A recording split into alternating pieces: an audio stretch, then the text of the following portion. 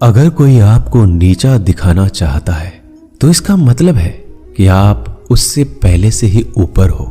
जिंदगी जीने के लिए मिली है, इससे लोग क्या सोचेंगे यह सोचने में बर्बाद मत करो। किसी के बुरे वक्त में उसका हाथ पकड़ो, सहारा दो, उसे हिम्मत दो, क्योंकि बुरा वक्त थोड़े समय में चला जाएगा लेकिन वह आपको दुआ जिंदगी भर देता रहेगा।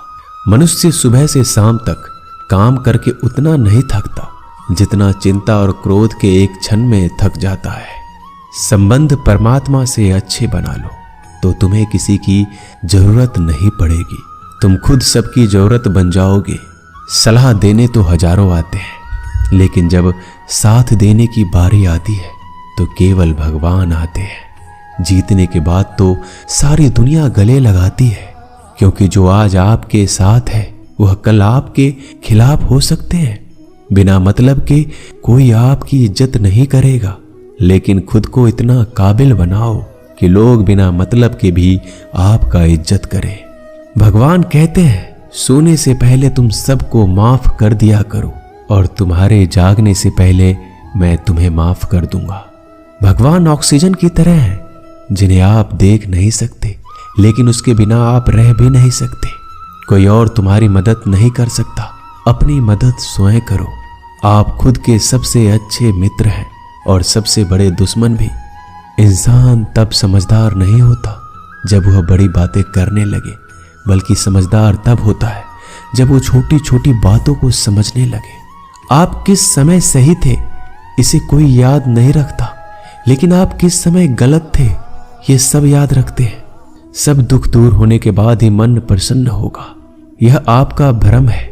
मन प्रसन्न रखो, सब दुख दूर हो जाएंगे, ये हकीकत है। किसी भी व्यक्ति की कोई भी बात बुरी लगे तो दो तरह से सोचो। यदि व्यक्ति महत्वपूर्ण है तो भूल जाओ, और बात महत्वपूर्ण है तो व्यक्ति को भूल जाओ। रिश्तों का संबंध सिर्फ रक्त से नहीं होता, जो मुसीबत में हाथ थाम ले उससे बड़ा कोई रिश्ता नहीं होता। भगवान कहते हैं तुम सब कुछ मुझे सौंप दो, सारा दर्द परेशानी, और बिल्कुल हल्के होकर मुझे याद करो। धीरे धीरे तुम्हारा जीवन बदल जाएगा। हर रोज रात को सोने से पहले भगवान को अपनी पूरी दिनचर्या बता के सोएं। अगर आपके द्वारा किसी का दिल दुखा है तो मन ही मन उससे माफी मांगे। अगर आपका किसी ने दिल दुखाया है तो उसे माफ करके सारी चिंताएं भगवान को सौंप कर सो जाए। यकीन मानिए इससे आपकी जिंदगी खुशनुमा बन जाएगी। क्रोध बोला हुआ एक शब्द इतना जहरीला हो सकता है कि आपकी 1000 प्यारी बातों को 1 मिनट में नष्ट कर सकता है।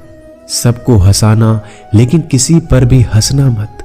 सबके दुख बांटना लेकिन किसी को दुखी मत करना। सबकी राह में दीप जलाना लेकिन किसी का दिल जलाना मत। यही जीवन की रीत है, जैसा बोओगे वैसा ही पाओगे। दुआएं और प्रार्थनाएं असंभव को भी संभव बना देती है। ईश्वर को ना हमारे तन की जरूरत है ना धन की, उसको तो बस पवित्र मन की जरूरत है। इसलिए वो हमें कुछ भी छोड़ने के लिए नहीं कहता, बस कहता है बच्चे मन से विकार छोड़ो, गंदे विचार छोड़ो। जो आने वाला है वो हमेशा गुजरे हुए कल से बेहतर होगा। यही एक सोच आपके जीवन में कभी निराशा नहीं होने देगी। झूठ कितना अजीब है, खुद बोलो तो अच्छा लगता है, दूसरे बोले तो गुस्सा आता है। खुशियां चाहे किसी के साथ भी बांट लो, पर गम हमेशा भरोसेमंद इंसान के साथ ही बांटना चाहिए। जीवन में समय चाहे जैसा हो, परिवार के साथ रहो तो सुख बढ़ जाता है, दुख हो तो बढ़ जाता है। सच्चा मित्र वही है जो उस समय में भी आपके साथ खड़ा हो जब सारी दुनिया आपके खिलाफ हो। आपके पास जितना भी है उसके लिए बार बार दिल से धन्यवाद कहें, हर वक्त कहें। यकीन मानिए जितना भी है वो जल्दी कई गुना हो जाएगा। प्रार्थनाएं और ध्यान इंसान के लिए बहुत जरूरी है, क्योंकि प्रार्थना में भगवान आपकी बात सुनते हैं और ध्यान में आप भगवान की बात सुनते हैं। श्री कृष्ण से कितना कुछ छूटा, पहले माँ छूटी, फिर पिता छूटे, फिर जो नंद किशोर मिले वो भी छूटे, संग साथी छूटे, राधा भी छूटी, गोकुल छूटा, फिर मथुरा छूटा। श्री कृष्ण से जीवन भर कुछ न कुछ छूटता ही रहा। नहीं छूटा तो वो था देवत्व, मुस्कान और सकारात्मकता। श्री कृष्ण दुखी नहीं, उत्सव के प्रतीक है।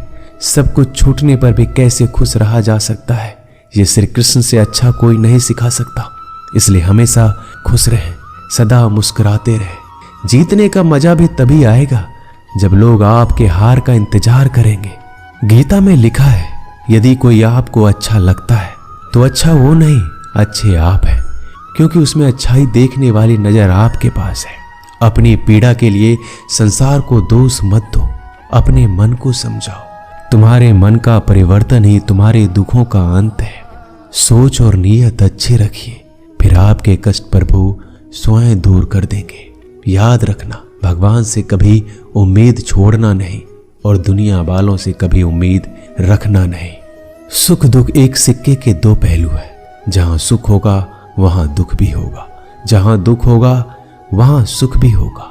इसलिए सुख दुख के बारे में बिना सोचे निरंतर अपने लक्ष्य को प्राप्त करने के लिए प्रयास करते रहना चाहिए। एक बात हमेशा याद रखना, किसी के सामने गिड़गिड़ाने से ना मोहब्बत मिलती है ना इज्जत। इसलिए अपने स्वाभिमान को जिंदा रखो।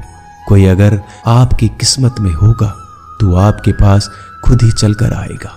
दूसरों को हराने का मौका मत दो, बस खुद को आगे ले जाने की जिद पालो। कभी हार ना मानने की आदत ही एक दिन जीतने की आदत बन जाती है। सिर्फ दो चीजें मनुष्य के भाग्य का निर्माण करती है। पहला, स्वभाव। अगर आपके स्वभाव में अच्छाई, विनम्रता और गुण है तो आपका भाग्य चमकेगा। अगर आपका स्वभाव क्रोधी है, आलसी है, तो आपका भाग्य बिगड़ना अनिवार्य है। इसलिए अपने स्वभाव को मधुर और आकर्षित बनाइए। दूसरा, आपकी वाणी। बोलना तो आदमी 2.5 साल की उम्र में ही सीख जाता है, परंतु कब, कहां और कैसे बोलना है उसे यह जिंदगी भर भी नहीं समझ पाता। जिसे ये बोलना आ गया कि कब, कहां और कितना बोलना चाहिए, समझ लो उसे सफल होने के लिए कोई नहीं रोक सकता।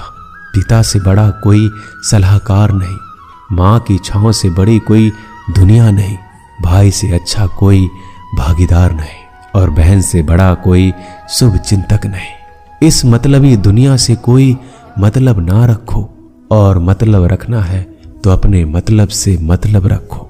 दुआएं मांगने से किसका भला होता है, मिलता तो वही है जो हमने बोया होता है। तुम नीचे गिर के देखो, कोई नहीं आएगा उठाने। तुम जड़ा उड़कर तो देखो, सब आएंगे गिराने।